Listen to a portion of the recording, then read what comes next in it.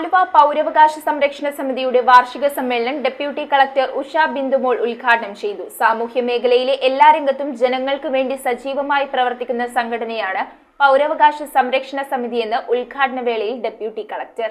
സംഘടനാ president P K. മുകുന്ദന്റെ അധ്യക്ഷതയിലാണ് ആലുവ താലൂക്ക് പൗരാവകാശ സംരക്ഷണ സമിതിയുടെ വാർഷിക സമ്മേളനം നടത്തിയത്. സമ്മേളനത്തിന്റെ ഉദ്ഘാടനം ഡെപ്യൂട്ടി കളക്ടർ ഉഷ ബിന്ദുമോൾ നിർവഹിച്ചു.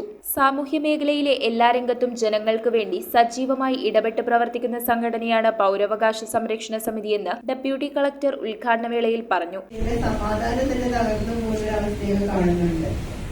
അങ്ങനെയുള്ള ഘട്ടങ്ങളിലൊക്കെ ഈ പൗരാവകാശ സംരക്ഷണ സമിതിക്ക് ഇടപെടാൻ സാധിക്കും.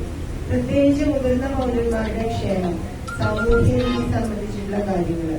സെക്രട്ടറി സാബു പരിയാരത്ത് സ്വാഗതവും റിപ്പോർട്ട് അവതരണവും നടത്തി. നഗരസഭാ standing committee chairman Latheef Poozhthara, K Jayaprakash, convener CB. Nair, Johnson Mulavarikkal, DX. Francis, Haneefa Kuttoth, Abbas Toshibapuram, Sulaiman Ambalapparambu, Aisha Saleem, Parvathy Kuttan, Musthafa Edeppuram, Shameer Kallungal, AVM. Basheer, Shareef Kuruppali, M. Shajahan, Noushad Mukkath, Aksar Sulaiman, Faisal Khalid, AU. Jose, Thankachan Akkattu, Basheer Kallungal, Mohan Rao, P. Mohanan, Abdul Kalam Pulikkayath, C. Natarajan എന്നിവർ സംസാരിച്ചു. ന്യൂസ് നമ്മളിൽ നിന്നും ഈ കാലഘട്ടത്തിനുള്ളിൽ വിട പറഞ്ഞിട്ടുണ്ട്.